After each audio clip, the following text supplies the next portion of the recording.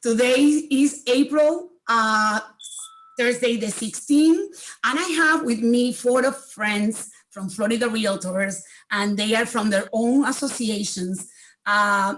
We have here presidents, past presidents, and also we have here a group of friends that I love with all my heart, and I admire them with all my heart.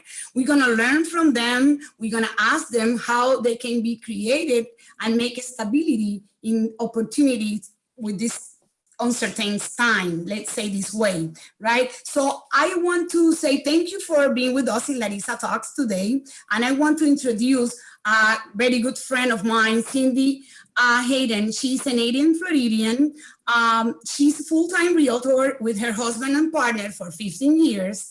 Cindy is passionate advocate for public policy issues impacting our communities and industries, and put her money and her time behind it as a President Circle and RPAT Golden R. I think that I think Craig is also Golden R, right, Craig? Mm-hmm. Jorge, also, you are a Golden R, Jorge? I don't want to put anybody in the spot, but I am just a Sterling R. But I am too late. We're on the spot. Okay, so I was a fundraising chair for Florida Realtors last year, so I put you on the spot. Hey, I don't see Jared. What is Jared? Jared's a crystal R. He's a lowly crystal R. Oh, but he's good. It's all good. It's all good.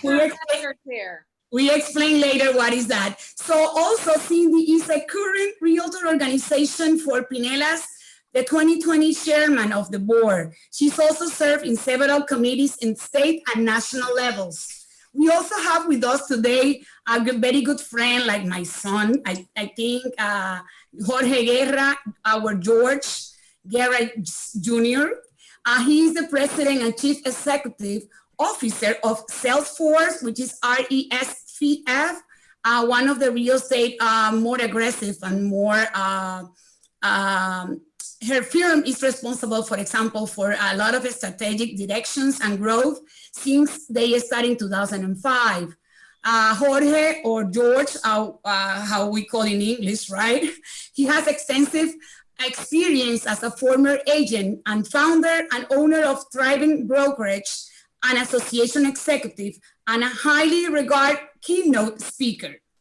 Okay, he is also a dynamic industry leader, serving as a 2020 chairman for the Miami Association of Realtors Residential Board of Governors.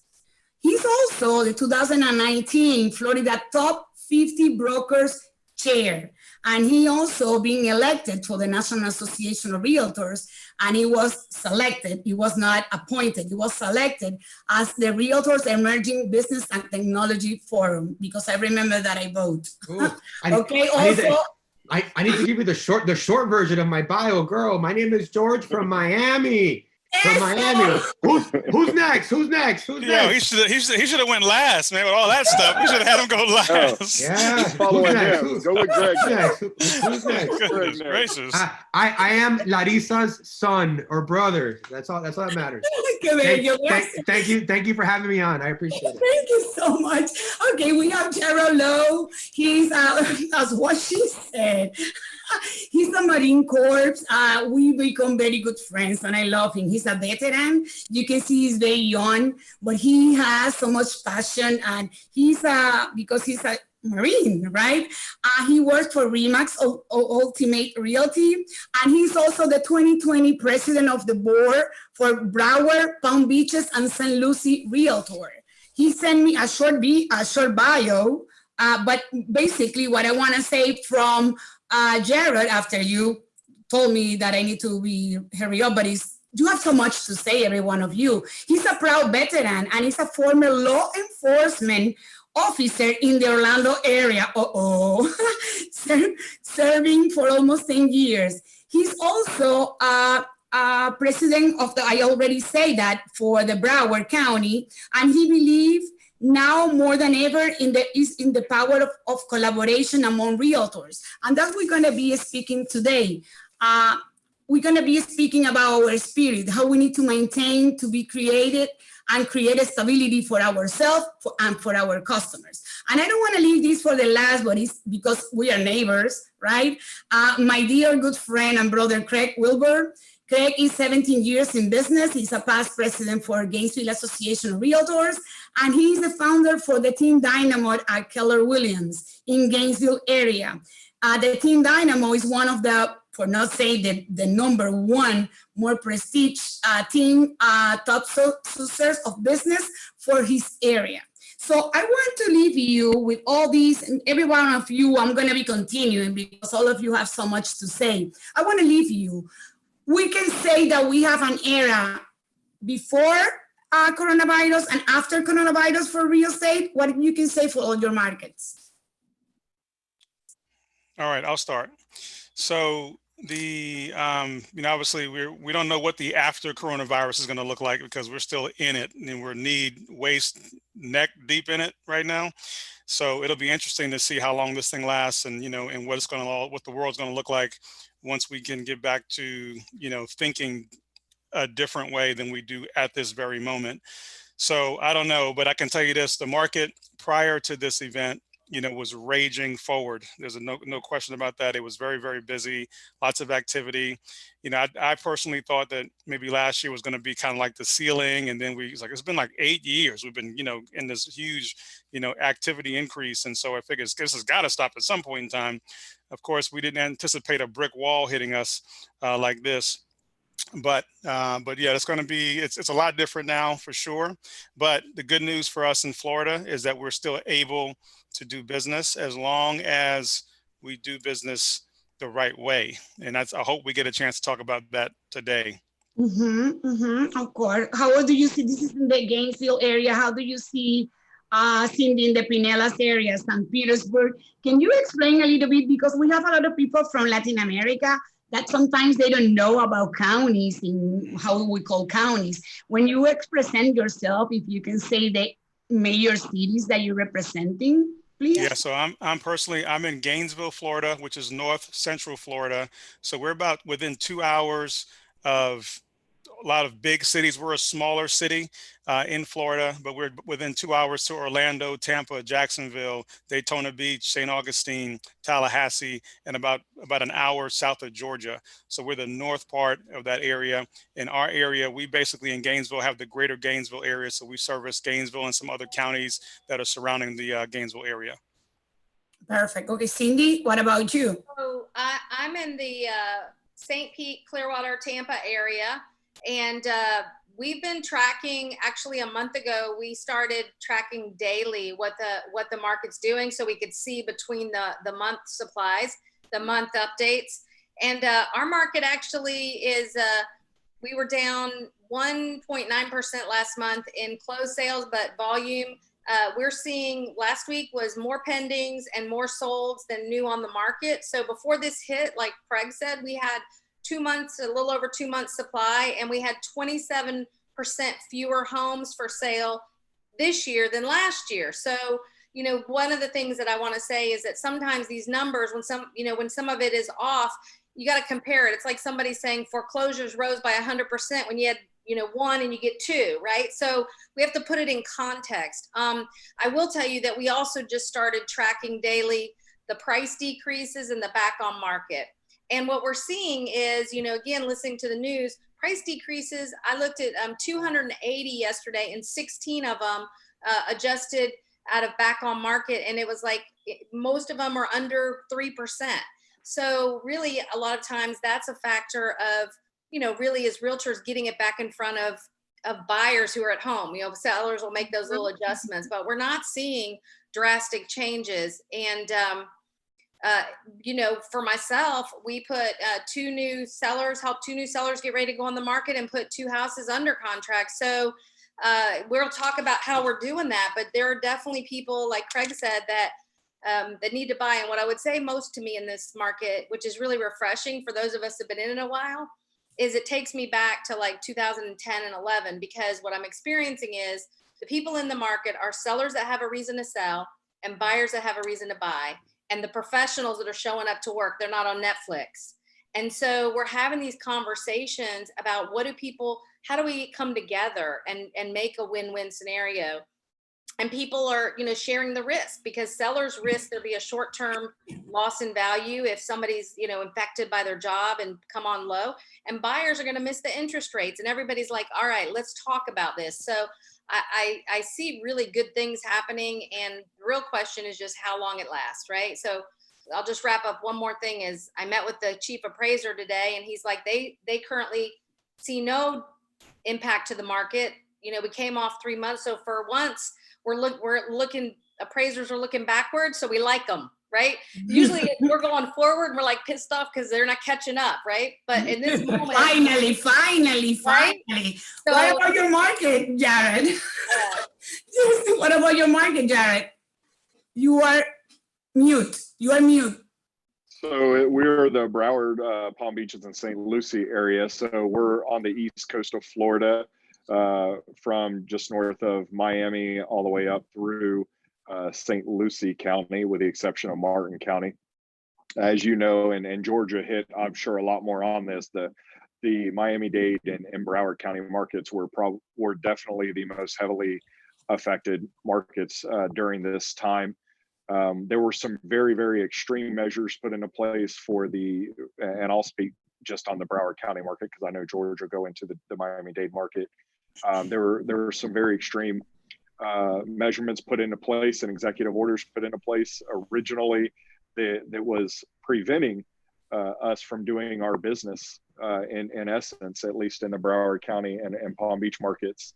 And luckily, due to the lobbying efforts of our state public policy team, as well as our local public policy teams, and dealing with and having discussions with the elected officials at the state level, we were able to, I wouldn't necessarily say we were the ones that convinced them to, but luckily for us all, the executive order came down from the Governor DeSantis at the state level that did deem us essential. In that time, I think we've all, as an association, we've been really focusing on being the resource for our members, making sure our members know and understand what the order means, how they can continue to do business, but also those things that they should not be doing as well, because that's absolutely obviously imperative too, because we want to make sure, we all have a moral responsibility. While we want to do business, we have a moral responsibility to help flatten the curve and do our own part to make sure that this virus doesn't spread. So as an association, that's what we've been focusing on the most, is just making sure we're putting out the resources and information out to our members so that they can just be informed.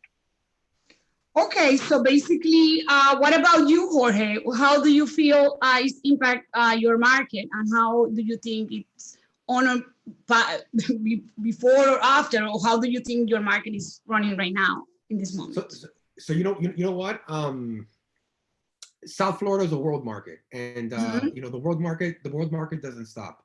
And I think we saw with the governor's orders that our industry is an essential industry. And when it comes to workforce housing, our paramedics, our doctors, people that make our economy run, we're still out there, showing properties and doing transactions. Regardless of what's going on, sellers still need to sell. Some of them have to sell. And only the most professional of us are going out there and they know how to run an operation under the most extreme circumstances. And we see that in those that are professional, those have their systems in place, those that are organized, and more importantly, those that are working with other professionals that allow you to perform at what I would call the speed of now. As a general market, I think, the reality is that we're hit with a pandemic. We have a large population that's scared to go out. Rightly so. When you look at our realtor demographics, the average realtor is what, 57 years old? The average realtor is what, 62, 63 years old? That's right in the line of fire of this virus. So, no doubt, are we seeing some slowdown? We also work in an industry that we see our performance 3 to 4 months down the line. So what we're seeing closed transaction now are deals that we've been working on, 2, 3, 4 months behind. I think that in the next month or two, I think we'll see some real slowdown, but with a pent up demand, the minute that we come to terms of how we're going to continue to work moving forward, or the minute that we find a solution, I think that our business is going to rush back in. I think when you look at the real estate climate, you know, the tax haven, the interest rates, the beach, I think, you know, we have a win-win situation as long as we can, number one, stay afloat, and number two, stay safe.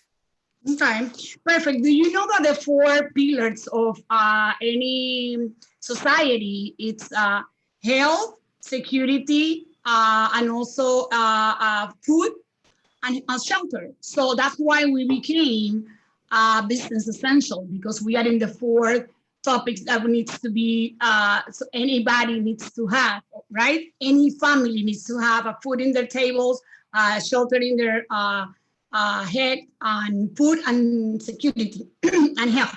So what is your opinion that your cities are taking in favor, or what do you think your cities are taking against how we can be working? We got a lot of people criticize that we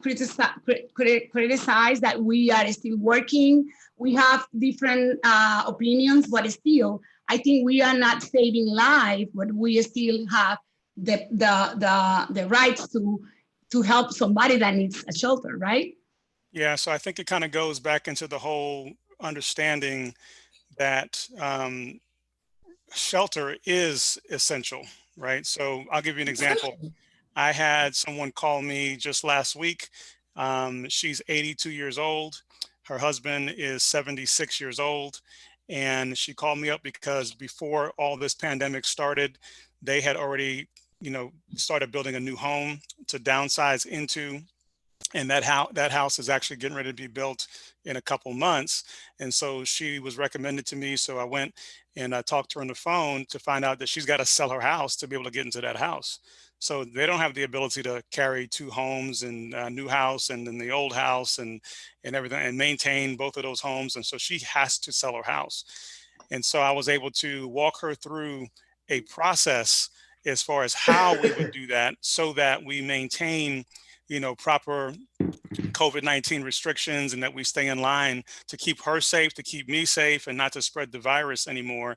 But we have protocols that we put together to be able to do a holistic presentation, do a whole onboarding process to help her get her house ready without violating any of those rules. And actually today, I actually went by and have a buyer who's going to buy her house. And so and that process was also done the same way, following all the protocols to remain safe for everybody involved. So like Jorge was saying, it is very true. We have a responsibility to the public to make sure that we are providing service to them when they need it. You know, and in our market, we've seen a strong decline in the casual shopper, the casual buyer, the casual seller. They have, for the most part, gone away.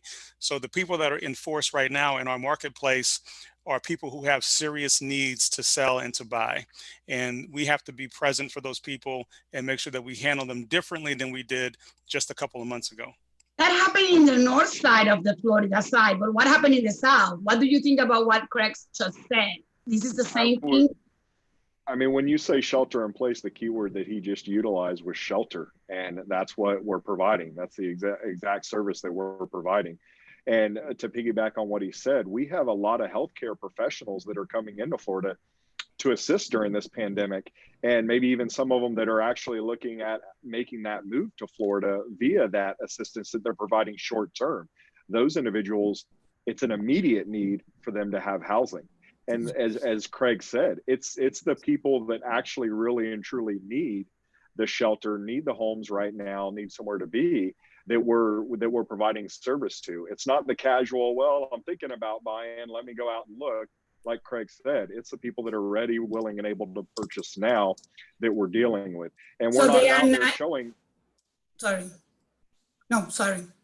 We're not out there showing, 30 or 40 properties to a prospective buyer. I would say one of the really cool things that has actually come out of this is that we have been forced to adapt to some technologies and new business practices that maybe we should have adapted 2 years ago. And maybe a lot of us have, but it's forced everyone to adapt to some of these newer ways of doing business and these newer technologies and ways to show properties. So if we can minimize the impact minimize the amount of homes that we're taking our consumers into, really narrow that list down to a list of 3 or 4 potential properties for a potential buyer instead of a potential list of 15 to 20. That's going to benefit. That's going to benefit all of us. And I think maybe it's actually some good might come out of this. So that's why I want to say, I know very well all of you, but I know for a few years, right, I've been seeing Jorge as a speaker. And Jorge, I saw something yesterday in 2017 when Jorge always said, you need to put videos in your properties. You need to put videos in your properties. So Jorge, you now are the king in Miami or what? You bought a jet already. So you know what I think to be king of Miami is very tough for anyone to be king. What I can tell you is the truth, and the truth is that to be competitive in Miami, you really have to work on a unique value proposition. And keep in mind that I've been in the business 22 years, and this is a reputation business. And when the market crashed, I didn't have a big reputation at the time, and I was a first generation agent that went to college with a computer. And as the market crashed, the internet boomed, and I figured the only way to compete in Miami is to ask myself, what is the best that I can do to sell property? And video was what nobody else was doing, and our marketing was going online. Our market was becoming international, and my value proposition needed to be bigger than what everybody else was doing. So I made a commitment very early on that every single property, we were going to list with a video. And what I didn't know, and which I learned now, was that this is a reputation business, and by building a reputation that this is the way that I list, has helped me, not be king, but let's just say be competitive in a very competitive market. Yes. And what about you in the St. Peter market, Cindy? Well, it's funny. I published my first video on YouTube in 2006. So people that are just figuring it out, right? I mean, some of us have been doing it for 14 years. And so it feels kind of like all that stuff, paid off, and people look and go, oh, I think the biggest thing that changed for me right now, and I'm kind of have two sides to it. I've not been a huge fan of 360 videos for the seller, because I feel like what we have in the Clearwater St. Pete area is lifestyle, and a lot of our homes, it's really experiencing the view and other things. So but in the buyer and in the appraiser standpoint, they have a lot of value.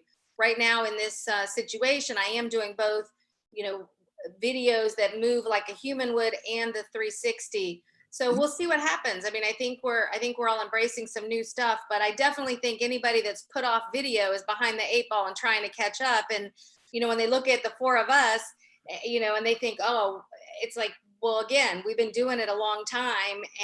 And so we're just upping our game from where it is, right? We're not starting at like turning the camera on. So tell me all of you all that, what are you doing to make your phone rings in your offices, not in the association? I know the association point, and I'm very close. I was a treasurer last year for my association, and I am also, I'm very involved in the association. So I understand very well the great job that you all doing in your associations, and the stuff that you have are beautiful. All of your association I know very well.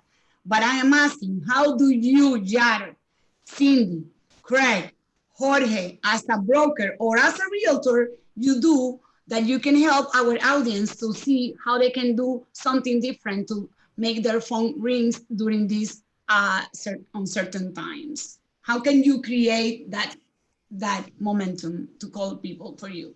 I would say I'm not. I'm actually encouraging my agents to do the opposite.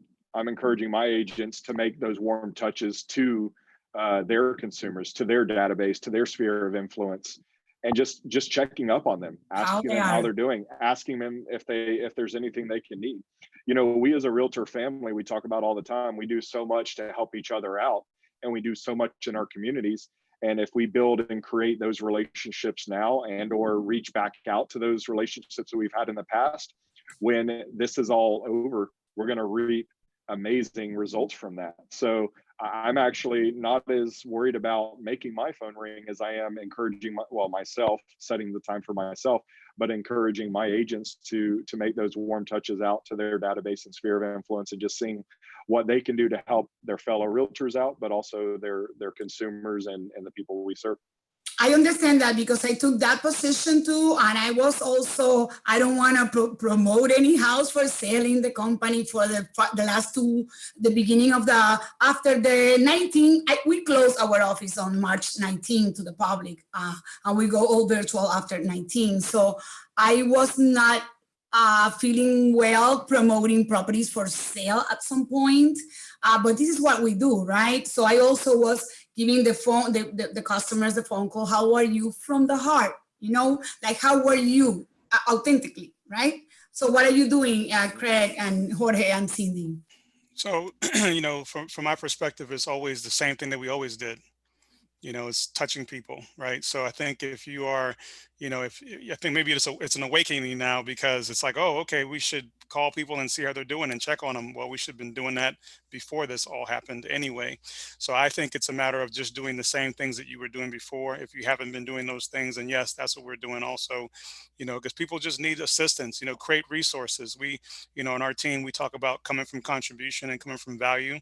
And so we ask questions to find out what needs that they have. We actually created a little resource tool that we send out to our database that basically has almost just about anything you could ever, need information that you would need on different topics that people are going through and have needs for during this time. We created a resource link. We send it to them. They can click on it, take them right to informational resources that'll help them. We actually had another example. We had someone last week who we called to check up on them, and they didn't have any food to eat. They didn't have, they were just struggling really bad. And so we were able to connect them with a resource through that tool that they were able to feed their family for that weekend. I saw that. I follow all of you, and I saw all what you do. And I know all of you are super involved with the community. That's why we are Realtor Champions. Yeah. What about you, Jorge? I love it. I love it. So I know what you do also a lot. I saw all of you. I see what you do. It's amazing. I'm very proud of all of you. So one of the strategies that has helped us, create conversation and stir up business is definitely what we've been doing from a charity perspective. So if you see what we've been doing is we've been going around raising money from our local partners, from ourselves, and we've been partnering up with local restaurants, and we've been going out there and feeding our local heroes. And we put on our masks, we go out there, we take some pictures, and we try to inspire people to get involved and to make whatever difference they can. I want to piggyback off something that Jared alluded to with the whole care calls.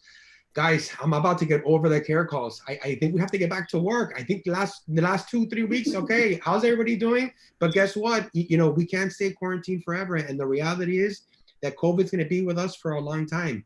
We need to start thinking of how we're going to be proactively moving forward safely, but moving our market. And I know that, some of us are very hesitant and very sensitive, but you know what? There's also people out there that need to move. And they need to know, what our new capabilities are, how we are moving forward, in a COVID-19 real estate environment. What are, the new techniques? What are we incorporating, from a safety perspective? But guess what? Restaurants are innovating. They're doing takeout. They're talking about their survival. Guys, guess what? We have a survival as well. And no doubt, like Craig said, we should have been calling a long time ago, and we should have been caring a long time ago. For sure, the last 2-3 weeks, for us was shock and awe. Is that fair to say? We were shocked that we had to stop working. We were in awe that we had this virus that was killing everybody, and we were scared. But you know what? That's it. There's only so much scared us realtors are. We know we have to give back. We know we have to get out there in the community.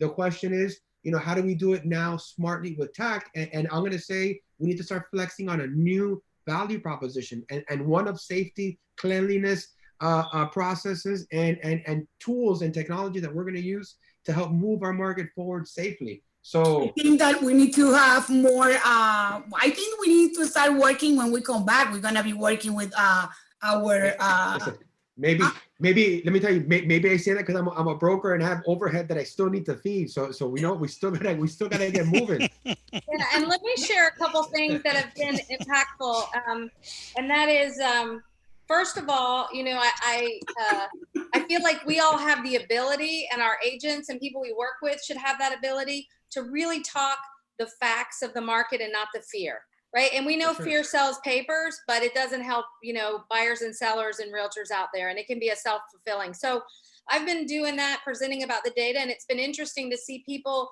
in Facebook that I don't even know say, hey, I have some questions. You look like you know the market. Could I ask you? So again, for agents that want to know, you know, rather than pile on the fear and scare, help people understand, get into your MLS, get with those things and be able to talk about what the markets really do and help people plan. The other thing is we've been reaching out sort of in a different way from George and Jared and Craig, and connecting with different people in the community that might be helpful. And it's not selling a house, but I'll give you an example. I did a conversation with appraisers today, and we talked about the fact that, you know, the government might not have all the money we need. I mean, I know they're out there dealing it out, but there are going to be a lot of small businesses that need cash. And so one way may be to get a home equity loan and kind of pull that cash out and maybe fund yourself, or a refi cash out. Well, you know, those people aren't necessarily selling their home, but understanding appraisals, understanding how to prepare for an appraisal, and understanding how to get the most value is a way we can help. And they may decide that they're going to sell and downsize, but the conversation is really different. And tonight I have somebody that I'm interviewing and I'll bring on about healthy relationships, because, you know, divorce is going to skyrocket in all of this, you know, and so just being someone that, one, helps people understand how to maybe, you know, make it through close confined quarters, but also, if not, you know, be a resource. We just found out one of our clients passed away in the last 2 weeks, not from this, but, you know, talking about probate and our people planning, right? And just, I think all those things ultimately have some spectrum of real estate and what we do. But I think right now we can talk about those things because people maybe don't know where to go and be of value without being a salesperson. Exactly. Very good. So basically, most of us being in the what we passed, because this is second time for me as a real estate agent that we have in 2008 is very different. What we passed in 2008, it was for 7 years. Some people think that was only 1 year. It was 7 years that we passed, and now we have this. It's very different because one was financial, and this one, the financial point is going to be at any point, right? Because we're seeing that from last week, we have 5 million more people asking for help in the disemployment. So we have 20 million people in disemployment right now. At the same time, I think there are so many new people getting into new positions and getting into a lot of new entrepreneurs that is going to open new businesses. That's what I think. So do you think how you can compare right now, how we're going to get out from this, from the 2008 and this one? It can be comparable in any point. I know economically it can be, but it can be economic because I don't think it's a real estate issue right now that we have. No, it's not a real estate issue at all. Go ahead, Jared. Well, I was just going to say, I wasn't in the real estate market in 2008, so I wouldn't get too much into it. But I think the biggest point that I would make would You're a baby. Wasn't the Marine. I mean, it would be that we need to recognize the difference between, you know, an economic disaster and just a health crisis. And I think most of your economists realize that this is just a health crisis, and we're going to get through this. I think a lot of people are, because of the unknown, maybe are overreacting, but a lot of the people that are unemployed because they're in a lot of those service industries and the things that aren't considered essential. Once we get open back up, they're going to be getting back to work. So I think to come back from this isn't going to take anything on the level of what it took coming out of the recession of the mid to late 2000s, early 2000s, because we're not in an economic crisis, we're in a health crisis, and that's just my opinion. Sorry about interrupting you there, Greg. Oh, it's perfect. Perfect. Thank you, Jared. That was a good lead in. I think that it could potentially be a significant economic crisis, depending on how long this thing lingers on for. However, we have to just wait and see, what that's going to look like. But the factors that are surrounding today's change in the real estate market are completely, utterly different than what caused the crash back then. And so, and I go back to what Jorge said. I've been saying this for a long time. There's a dam that was built up from this coronavirus. And what's going to happen is eventually we're going to get back. It won't be, I don't think it'll ever be the same again. There'll be some like 9/11, you had some things that changed forever and we kind of got used to it. So I think the psyche right now, what's happening is the human psyche is being worked on right now. We're starting to think differently. And so like, we have to be ahead of that curve, that psyche curve, and to realize, what are people, how do people perceive real estate now? And what are we doing to make sure that we're in front of those people?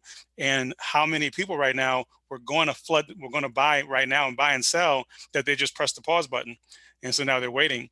And then when things get back to a little bit more of a normal status, how many of those folks are going to flood back into the market again? We might see a whole another boom in the market again. So we don't know. There's a lot of variables. I think it's way too early to tell.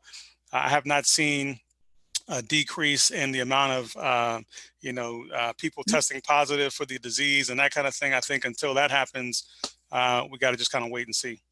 Okay. I think based on how we saw this disease in the Northeast, we already had like one of the biggest states attracting people to Florida.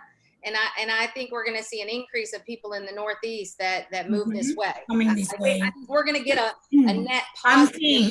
We are seeing here in Ocala. But I want to ask, for example, Jorge, I think you all, Craig and Jared and Cindy, are with me. We are a realtor family. So we've been in disaster. We've been in tornadoes. We've been together in hurricanes. We've been together in the panhandles. We've been together in Puerto Rico. In everywhere we are together. So we've been in this for, this is for us something that this is another scale. I don't want to compare, right? But I just want to see how we grow from different ways that we pass things. So I think this is an economic. It's gonna turn economic. It's health. It's gonna turn economic. But I also think that yesterday a lot of people getting their bank accounts at least $1,200 per person. So we are having at least help from the government. There are other countries that they don't have any help at all. We at least have, we and Spain are having right now, because I have a big forum this morning where we was talking many countries and they don't have the help that we have here. So do you think that we're gonna be hitting down the economy so bad that we don't gonna have no buyers can get enjoying these interest rates so low and all this good stuff that they don't have to fighting with other buyers to buy a house? Do you think that they're gonna miss this opportunity, Jorge? What do you think? So you know what? That was a big loaded question. Well, I'm connecting like 300 ones. Crystal ball there. Larissa, let me. I'm gonna allude back to a little bit of what Craig said. And they don't let you to talk later, and I just want. I'm gonna allude a little bit to what Craig said, and it really depends on how long. And if it's a very short time, I'm going to lean on to what Jared said. This is a health crisis. I think if it goes for a very long time, I think it has all the right ingredients for it to become, an economic disaster. I think that in 2008, the real estate market got its legs cut off, but the whole world kept on going. And I think we have to realize that the whole world stopped. And this is the first time in the history of the world that the world stops. And we really don't know, or let me rephrase it. I don't have the IQ to comprehend, the impact that's going to have on a lot of people. And I can speak to myself. I was born in the boom, but I was raised in the crash. And what the crash taught me, and I'm sure Cindy, I'm sure it affected you as well, is it taught you to be ultra conservative. Me and Cindy have been waiting for another crash for every single year, every single article. Here's another crash, and we've been waiting for it, and it hasn't happened. So we've been ultra conservative. So when this market hits us, we are a little bit better prepared to hold out and weather it out, and I think I think that, I'm safe. I think I can probably hold out, for a decent amount of time. But when I look at my brokerage and when I look at a lot of my agents, a lot of people are living week to week, month to month. And, a month, for sure we can sacrifice ourselves. We can tap into our resources, but 2, 3, 4 months. And, forget about buyers. We need to buy guns at that point. So can I just share, because I agree with you, Jorge, but here's what I look at. When we were in 2008 and 2009, I mean, in some ways, we made as much, we did as well as we do now. And what I would say the difference is we've seen our membership at our board double. And a lot of people got in that aren't really full-time realtors. They have a different mindset. And, when this crash hit or when this event hit, you saw the iBuyers run, you saw the people that are paying realtor salaries, lay them off. And so what I think, and what I'm hearing from the people that are reaching out to me, is actually a resurgence of the respect for what an experienced, realtor brings to the table. For a long time, people just said, a computer can do it. You don't need to pay them. Well, even those people had offers, they walked out on them, right? Who's standing there in the fire? All of us. Right? All of us are showing up every day to help our communities and make a difference. So I look at it and think, even whatever you described, if you guys think it's 2008, 2006, I know that I'm going to make as much or more money just because the hustle's there. And so I think mindset is going to matter, and who you surround yourself matters, and opportunity is going to be there. And even if it means people are selling, even if it was the worst, like Jorge says, and the values go down, there are people on the sidelines with cash that are going to buy it, and somebody's going to sell it, and it might take twice as many. But I'm believing that, again, I'm not worried about it for me. So how do you create a stability in these times? How do you create a stability for your new agents, for your for your seasoned agents? How do you can create a stability and create opportunities for us when we come back? Or from now? I'm doing a lot of stuff from here. Mm-hmm. Yeah, I think one of the most important things is to stay in touch and to stay communicating, because a lot of it, like what Cindy just said, its mindset is so critically important in these seasons, because as things change and shift, we by nature, human beings by nature, don't appreciate change a whole lot. We like to sit in the same place at church. We like to go to the same friend groups. We like the routines. And so when something comes into your space and just throws it all for a curve, then you have to realign yourself, and that could be hard on your psyche. And so what happens is we start to want to revert back to doing nothing. And so I think one of the most important things to create stability, whether you're a single agent in a broker company or a team or whatever you're doing, is you have to have you have to be cooperate. You have to be with other people, all right, in a continual basis. One of the things that we do in our group, to just giving you examples for creating stability, is we have we call it a daily huddle. And this has been phenomenal to help create stability and strength, because the things that we do in that daily huddle is really just mindset and focus things. And so we talk about, we started off basically going over gratitude, because that's where we believe it all begins. And we share what things are we grateful for that day. We talk about different housekeeping things or new things that we've learned or have come up from yesterday that weren't there today, to go over those kinds, so we're on the same page. We go over we call them, we embrace the suck. Okay. So there's things that happen in your life that really stink, but we want to talk about that collectively as a group. And then finally, we end it, with a moment of inspiration, because we want to leave that meeting knowing that, there's more to look at than what you see right in front of your face. We want to realign the thinking to prepare yourself to tackle the day. And so, because we know it's going to be hard, but it's all about how you perceive what's coming at you, and what you perceive will determine what you do, and what you do will determine what your outcome is in the future. So it's all about how you think. Perfect. And wow.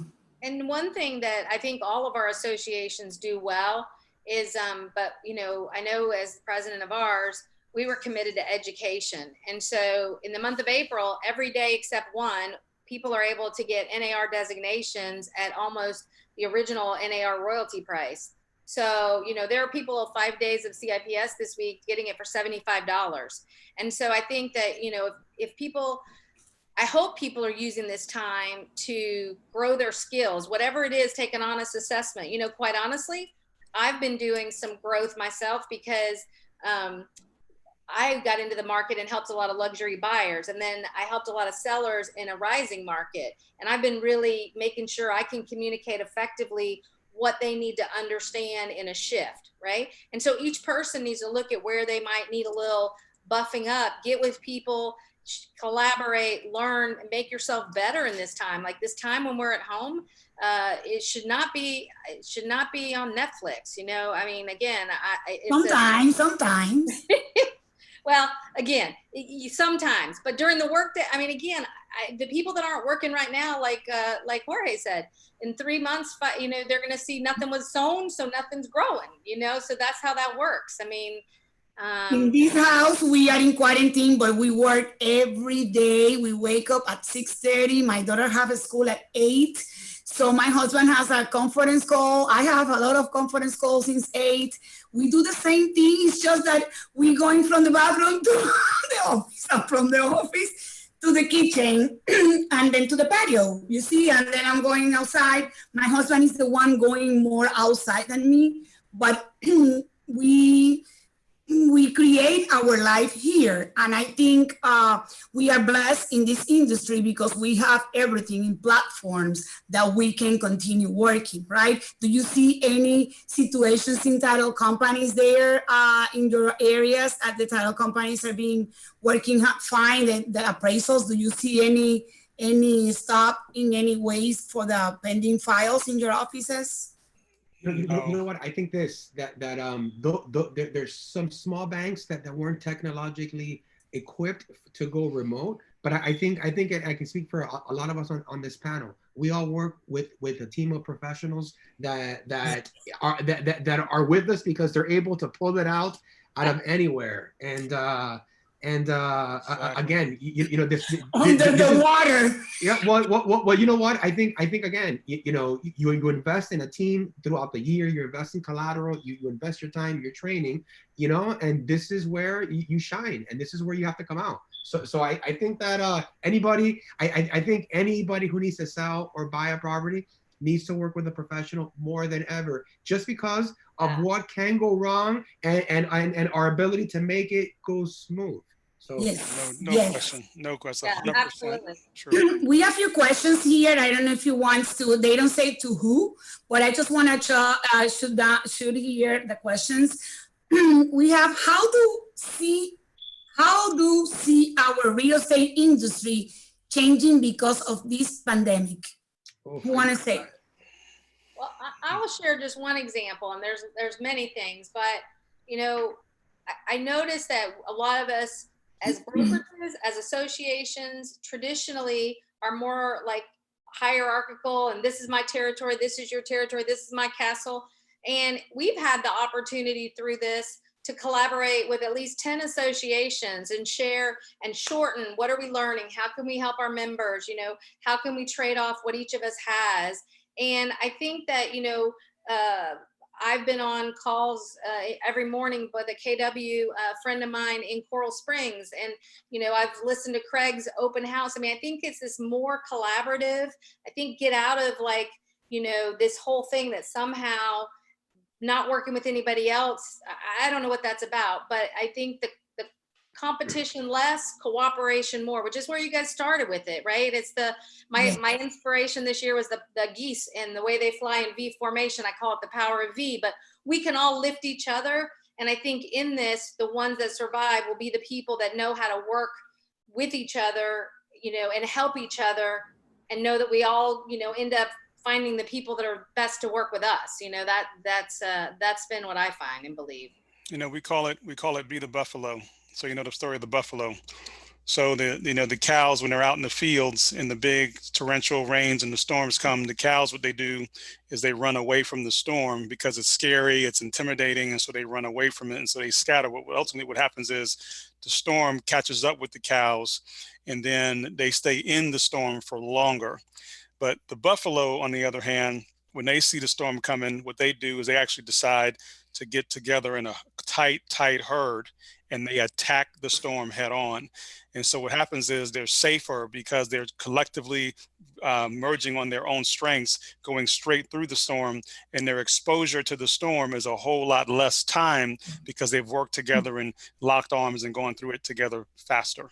I love that. This is the message here. We have to keep together. I know you have more things to say. Jorge, you want to say something? No, if you want me to answer the question, what I see after after the changing because of this pandemic, and I will go. Go. You wanna? No. Say it. All right. So just to give you an idea, I thought about this deeply, and I had this question earlier. So have a good answer. So I think moving forward. I can't wait for this one, baby. Hey, come on, baby. All right, you ready? So check this out. After we come out of this, our industry will be changed forever. Okay. And starting with remarks. Okay. I think moving forward, we're gonna have new adjectives like clean, spotless, sterile, eat off the floor, clean as a whistle. Okay, I think agents moving forward, we're going to be extra aware when showing properties. Not only are we going to fold the bed, but we're going to make sure that it's clean and that the doorknobs are sprayed. I think that we're finally going to enter into what I call video tour heaven, where moving forward, you know, people are going to understand how powerful video is. You know, the ability to show property 24 hours a day, 7 days a week on an iPhone, an iPad, or a computer is a superpower that we have that capability for. And during today's time, those who invested in this haven't missed a dime, and those that haven't are going to add them to their arsenal moving forward. Okay, keep in mind that after this, realtors will be a bigger asset to their customers than ever before. And the reason why is this. You know, as a realtor, we're still going to have to mitigate. We're still going to have to coordinate. We got to collaborate. And now we have to videotape while, okay, being 6 feet away from each other. You know, that's how I see the new COVID, you know, real estate after COVID. Wow. That's how we've been showing properties in my office, 6 feet away, but there are some houses that is impossible. So what are you about you, Jared? You have something to say of the questions that we have? I mean, I would just, Craig couldn't have said it better. And I think just what's important is just mindset. You know, your mindset can affect everything that you do, or does affect everything that you do every single day. And I think right now, a lot of people are in this mindset of woe is me and what's going on. And people aren't even getting up, making their beds. They aren't getting dressed. And that's the difference. We need to make sure. And actually, one of my favorite books is Admiral William McRaven, and the actual name of the book is Make Your Bed. And it's where you can get up, you need to get up and accomplish tasks in your day. And we need to make sure that we're spreading that positive message to everyone that we're coming in contact with, our friends, our family, our work associates, our colleagues, and the consumers that we're in contact with every day, because they need to know that we can weather this storm, and they need to know that when we come out of this, we're going to come out of it stronger and better.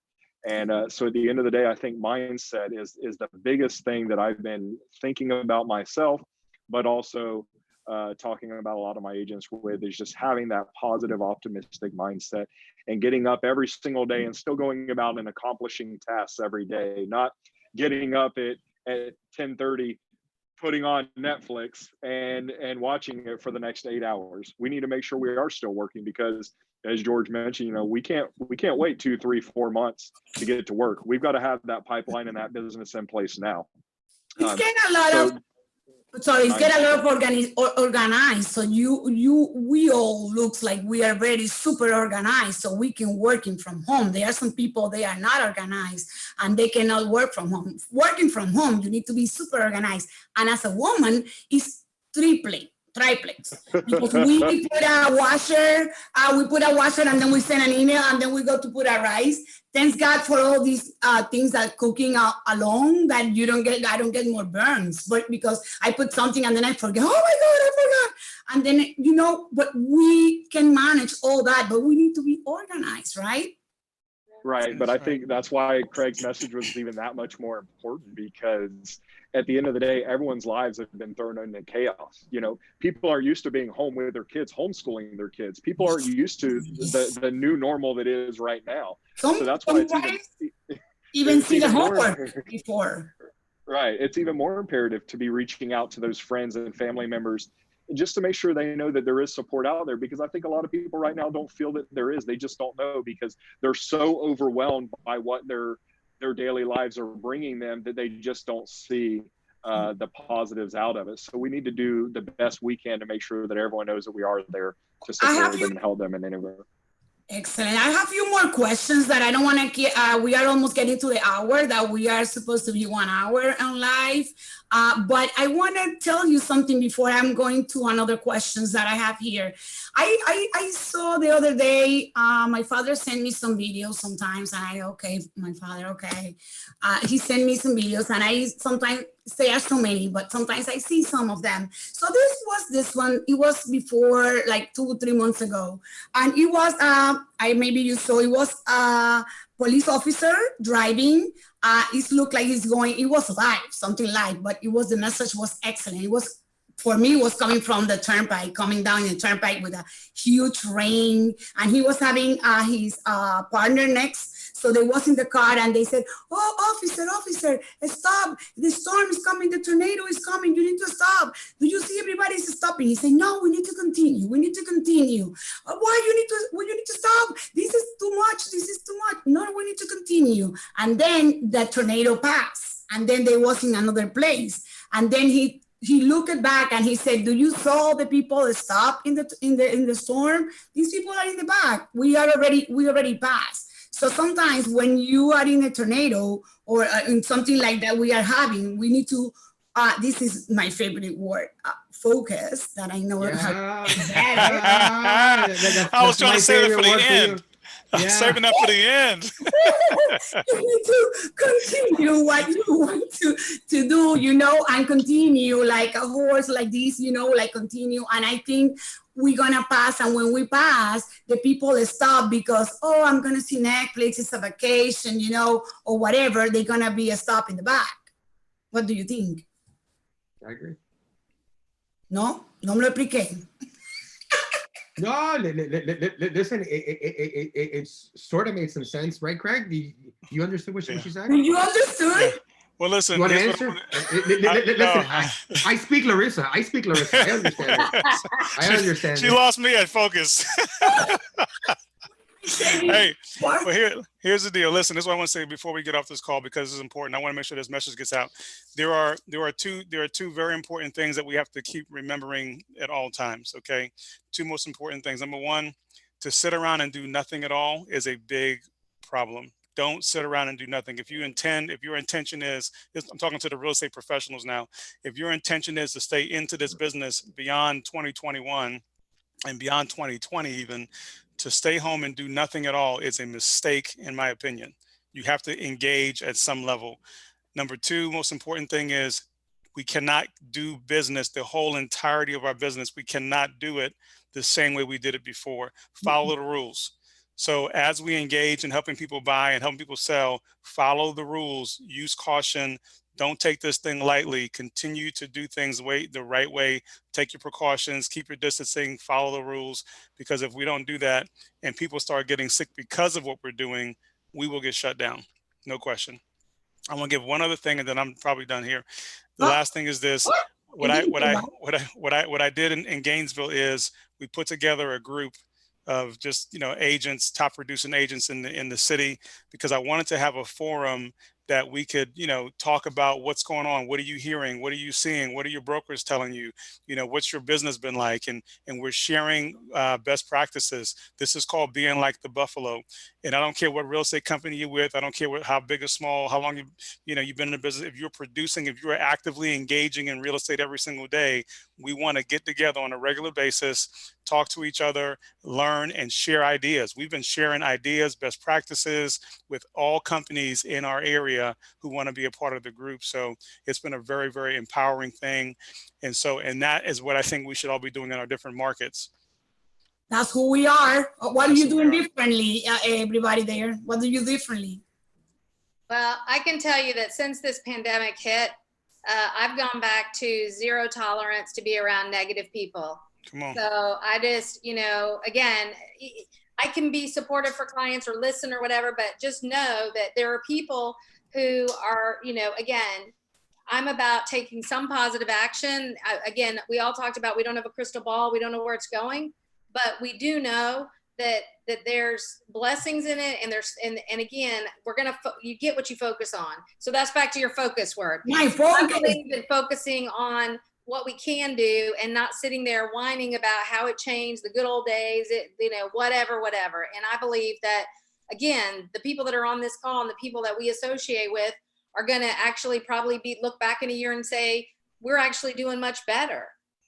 Because again, in our market, we didn't have enough things to sell and we had too many people. So it's going to be interesting to see how that sifts out. But I do think the consumer is better served by people that are committed to doing a professional job for them every day, that know their craft, know the market, know how to protect their equity and serve them. So that was what I would say. Excellent. Jared, you say something, Jared? Okay. I mean, yeah, I mean, I would, I mean, they've eloquently put, I mean, really everything that's been running through my mind. So I don't want to rehash and re-elaborate on what they've said. I would just say I can completely concur with everything that I've heard so far. But I think George also has something. I know we're running low on time, so I'll yield. No, I was going to ask you to repeat the question.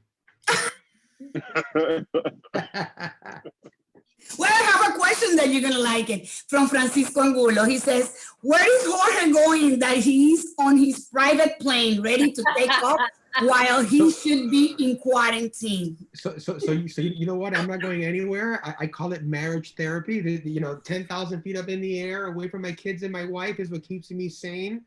That and my wine. Wow. But I'll share this with you. Besides all the care calls and the work, and the beauty about this quarantine is it's taking you a minute to sort of slow things down. And we all hit, I know I can speak for Jared, Cindy, we all hit 2020 and we hit it hard. Leadership, presidency, we were gonna travel everywhere. Listen, we were about to go nuts this year, and it's crazy. It was a pleasant surprise to just take a breather and say, whoa. And you know what? Besides Netflix, but you know what? During my downtime and with my wife, we just settled down and we watched The Tiger King, and we use it as an opportunity, to sort of catch up on some of the flicks that we had pending because of the speed that we were looking at. Yes. We've also been cleaning out our closets. We've also been, like Cindy was saying, sharpening our tools with our training. We've been going out and believe it or not looking at the computer screen, walking, meeting our neighbors, walking around the community. Everybody's outside. Yeah. So you know what? I think that the world needed to take a break. We took a deep breath. We appreciated it. But Monday, let's get back to work, guys. Let's get back to work. Yes. What did he say at the end? It's a good moment to buy or not? It's a good moment for investors. What do you think? So you know what? If you're a homeowner and you're going to be there 10 years, take advantage of the interest rates. I think if you're looking for short-term results, I think right now is not the market. I think that there's going to be opportunity. I think those that are in commercial, retail specifically, if you were leveraged, and you don't have the money to bail yourself out, I think you're going to feel it. So I think we're going to have some pain depending on time. But where there's chaos, there is opportunity. Hopefully there isn't. But if there is, we'll be ready. We will come. Okay, perfect. Anyone want to say something before this meeting is adjourned? I'm sorry. Craig, can you say something to the presidents from your standpoint? They were waiting for this moment maybe, they've been working hard to get to the positions where they are as the presidents and chairman. We know that we're working hard for that. So it's what you can say to them. Yeah, for sure. Well, first of all, I would say that anybody that decides to take their time and volunteer themselves to be a president of any real estate association, I commend you for doing that, because that is a big responsibility. And it's not, you're not just doing it to do it, you're doing it because you have an opportunity to impact and have a huge influence in a lot of people's lives. And so what I would say is, first, congratulations and thank you for serving in that capacity. The other thing I would say in addition to that is make sure that you remember who you are, you know, who you represent, your position, your ability to influence, change, and to lead. And that's really what it is. You have an opportunity to be informed and to give that information from a very confident standpoint back to the membership and help them work through the problems. You know, the president of the association is should be the biggest servant in the association. You are leading through servanthood. And so that should be the objective for all of you. And so continue to do that. And I'm very grateful for you all. Beautiful. Beautiful. You know, guys, that I love you, every one of you, and I miss you. And I know the last time we was in January all together in Orlando for our meetings for Florida Realtors. And then I saw Jorge. The last one from you that I saw was Jorge at the Miami Association of Realtors 100 years party. Oh, we go low. We have so much fun, but we are here, and I just want to tell you from the bottom of my heart that I appreciate your time. I know you are super busy brokers, and I know you are super busy human beings with your families, and I know who you are, and I appreciate this hour that you have in Larissa Talks. If you want to say something at the end, and I love you, and we're gonna see soon each other, okay? We love you, Larissa. I'm gonna steal Craig's line. Thank you for being our Buffalo leader today and bringing us all together and being stronger. So thank you for that, Larissa. Thank you. Thank you so much. You know, Gerald, Gerald, that I love you. You know, Cindy, you know, Craig, you know, Jorge, and your family. Kisses and love to everybody. And I hope to see you next Tuesday at 4:00 p.m. Eastern time. Next Tuesday is in Spanish, so we are doing Thursdays in English. I'll try to do Thursdays in English and Tuesdays in Spanish. So next Tuesday, we're gonna have Mariela Bartens and Gonzalo Mejia, and we're gonna have some type of little bit of having a little bit fun. So we're gonna have fun on next Tuesday. Spicy. Yes. So next Thursday, caliente. Next Thursday is gonna be Kenny Parcell from NAR, and it's gonna be Tracy Casper from NAR, and it's gonna be Christine Hansen, our very own Christine. So it's gonna be super cool next Thursday. But you are my first English leadership classmate. I don't know what to say. I'm a gold major investor. Right on. Thank you for having Good us. seeing you all. Yeah, Thank you for having us. We appreciate it. All right, See you guys. soon. Sending you love and sending you blessings. Love you. Thank you. Thank you for all the audience to be with us today. Thank you so much.